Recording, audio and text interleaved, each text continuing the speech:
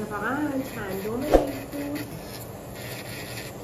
دوم سوم عیدینا بودش. من آف بودم با یکی از دوستان رفتیم بیرون.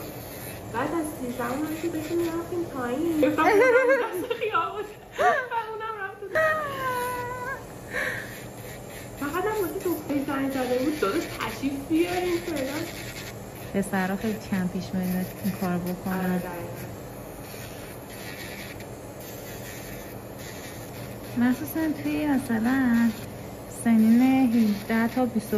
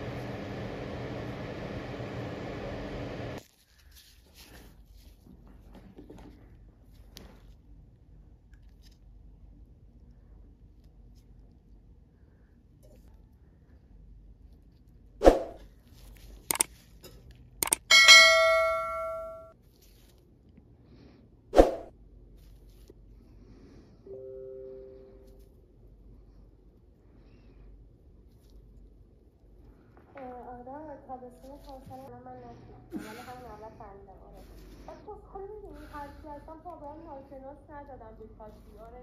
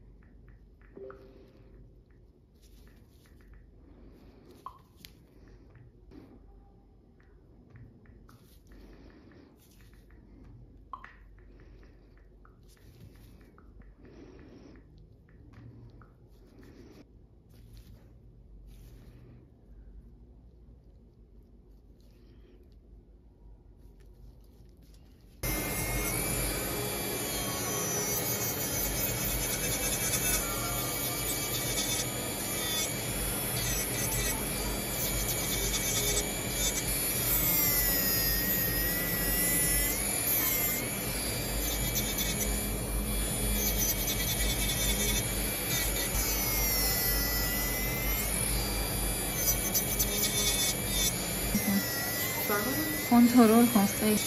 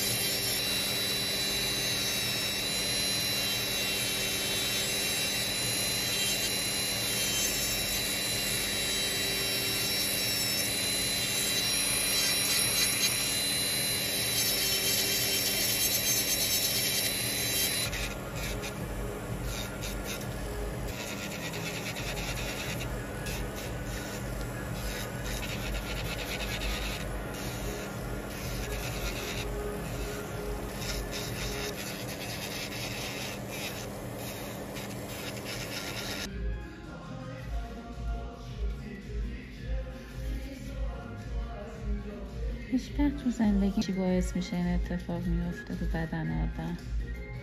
بکنم سن خیلی برد بکنم 40 به بعد 40 شاید نسل مونه. نمی‌نازه. وای خیلی بدم میاد ازش. گناه داره. معتاده.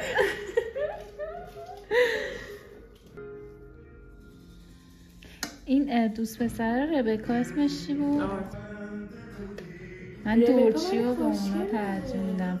ولم کن بابا، آدم قبلش رو نگاه میکنه پشماش میریزه، شبیه حیوانی بوده. آره راست.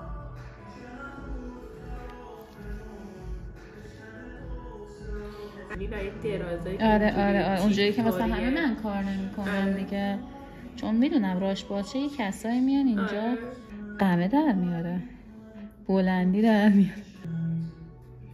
فهم میتونی فوش بدیم. آره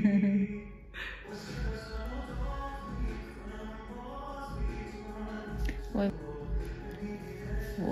این هر غروب میومد دنبال ولی دیگه دیدم گفت آبرومو بردی، آبروشو میبرم. نه چون خیلی دادن کرجیم دیگه عزیز دلم. شما یکی من نمیام پول داره